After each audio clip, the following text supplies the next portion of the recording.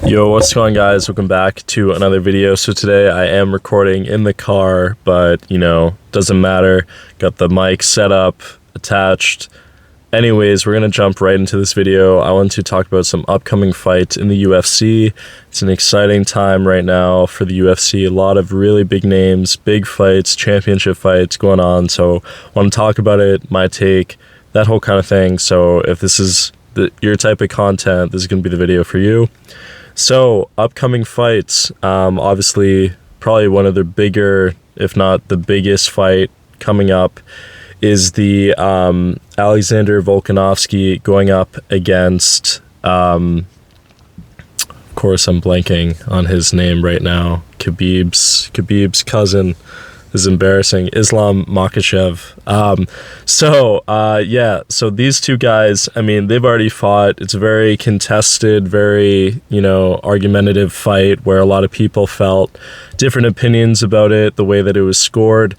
My opinion about it, I do think that if you look at, often I feel like a lot of the time in fights, it's like you look at how the person looks after the fight, and sometimes that can dictate, this person got messed up. So if you're looking at it like that, I feel like definitely Alexander won that fight. Islam definitely looked like he didn't look too good after the fight. But if you look throughout the fight, if you watch it from a statistic standpoint, he had over 7 minutes of control throughout the entire fight. He was on top. So it's interesting. You can go back and forth, but the exciting thing is now they're going to be fighting again. Obviously, I would prefer if Alexander had a full training camp. There's always going to be that what if, that kind of if Islam wins, he only won because Alexander had the short training camp, that whole kind of thing. So he made that pretty clear, I believe on Twitter or X, whatever you want to call it, saying, I don't want to hear this after if I beat you, which is a fair point. You're accepting the fight, you're accepting the fact that you could lose, and, I don't think Alexander's the type of person to make excuses, so I respect him a lot for that. These are two fighters that I really like. I was a big Max Holloway fan, I still am, but seeing Alexander Volkanovski, just destroy him, not only gained my respect for Alexander as a fighter, but then also the way that he carries himself as well. I think he's a great personality, but also he seems like a great person. And then you have Islam, who, is following the tradition, and, Coach Khabib, which I hope he's going to be there. I hope Khabib will be in his corner for this fight because he wasn't there last time. There was a cool moment where after the fight with Islam, he called Khabib on FaceTime, and Khabib was giving him, tips on what to do next time. So pretty interesting stuff. It's going to be interesting. My take on who's going to win. I personally think Islam is probably going to win again. I think this is going to be more of a convincing win. The reason why I say that is I think not only having Khabib as a coach and being able to improve, but I feel like Islam just gets better after every fight. Same could be said for Alexander Volkanovski, but I feel like it's very telling that when you have more time to train, I feel like you always have that advantage, right? You've been training for way longer, your body gets adjusted. There's the whole curse with the UFC cover, so Valentina Shevchenko and Alexander Volkanovski were both on the cover. Every time someone's been kind of on the cover, for the most part, there's been a curse where they end up losing. It's going to be interesting. Again, two really great fighters. Nothing can be said that is wrong about either one of them, but it's going to be a great fight. The other fight I want to talk about is the Kamaru Usman fight. He's going up against Khamzat Chimaev. It's going to be very, very interesting. Obviously, Kamaru Usman is coming off of a loss against Leon Edwards.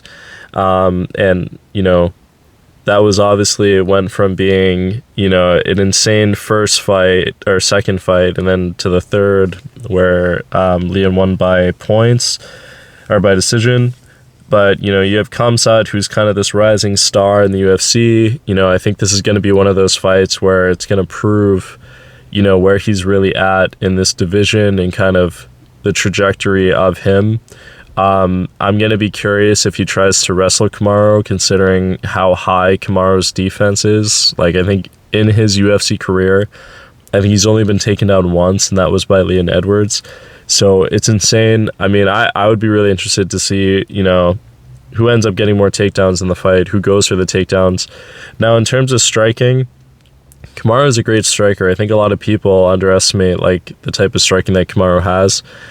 He has a really good coach, Trevor Whitman, who just, you know, not only is the coach for Justin Gaethje, but like a really good coach, really good with striking. So it's gonna be interesting. I think Khamzat is obviously a good striker.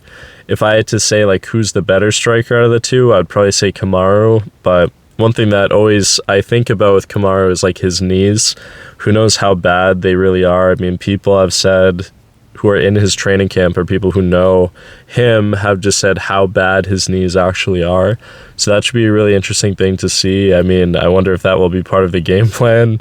Go after the knees. You don't know. I mean, not too sure. Lastly, the fight that I'm really looking forward to, I think the biggest, it could be the biggest fight of the year, honestly, is Stipe Miocic going up against Jon Jones. These are arguably two of the biggest heavyweights, probably the biggest heavyweights of all time. I think this is, I mean, I don't know what else you really want Jon Jones to prove. I mean, I already think he's the GOAT of MMA, but like if he does this, I think there's no level that someone could reach past Jon Jones. Like I think if you go out there and you dominate Stipe Miocic, like you know, there's nothing else. There's nothing else that can be said. There's always going to be that what about like Francis Ngannou, but he's gone. He's not there. He decided to leave. So you have to be realistic and say like who's currently in the UFC that is like a top contender, someone that's a really big name. So it's going to be interesting to see Jon Jones go up against Stipe. Stipe has some great striking. He has good wrestling. You know, so there's that. And I think Stipe is also very durable. You know, can take a lot of shots, but also he can throw a lot of shots too. Very hard hitter. Then you have Jon Jones, who just has an incredible, you know, IQ, probably the best, I would honestly say, in the entire UFC. Really lengthy, you know, just knows how to attack all different types of the body. Really good wrestling, great ground and pound. So, I mean, it's going to be crazy. I think if you're Stipe, you know, honestly, you just have to have a really solid game plan.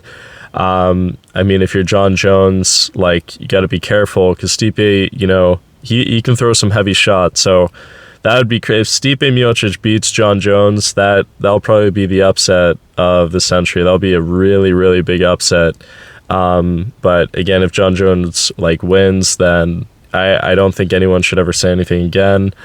Obviously, you have Daniel Cormier that still feels very heavily that he's a cheater. I mean, I don't know. I personally don't agree with that with Daniel Cormier. I don't think the steroids would have caused or would have impacted him getting leg kicked, like knocked out. I don't know. I think personally he's just upset about that. But again, I sort of see where he's coming from. If the allegations are actually true, who knows? It's a very, very interesting thing. But yeah, it's a really exciting time to be a fan, a fan of the UFC. Some really big fights just coming up. Obviously, it would have been really nice to see Charles Oliveira go up against Islam again, but obviously that just didn't end up happening, which is totally fine, but it would have been nice to see. But I mean, I really appreciate Alexander Volkanovski like coming up and being able to save that card, because that would have been just horrible, to be honest. I know the UFC typically has backup fighters in those cases, but that would have just been really nice and interesting. Lastly, there was some news that Dylan Dennis is thinking about possibly trying to join the UFC. Dylan Dennis, I mean, I don't know. What I will say about Dylan Dennis, and I know he's very, like, he is a great Brazilian Jiu-Jitsu practitioner. You know, obviously he's had losses, but, like, he's not the status of someone like Gordon Ryan, but, like, I think he is good, and he's fought in Bellator. But he knows how to sell fights, and I think the UFC likes having people like that. But but also, how serious would he be if he joins the UFC? Like, would this just be like one of those where he's fighting lower ranked people? Would he be fighting people who are kind of more top tier, right? Like, it's very, and I'm sure Dana White, has his opinions about it. He probably knows Dylan Dennis, who obviously was in the corner with Conor McGregor. So yeah, pretty interesting stuff. But again, really exciting time to be a UFC fan. Let me know what your thoughts are on the upcoming fights moving forward, and I'll talk to you guys later. Have a good one. Peace out. Bye.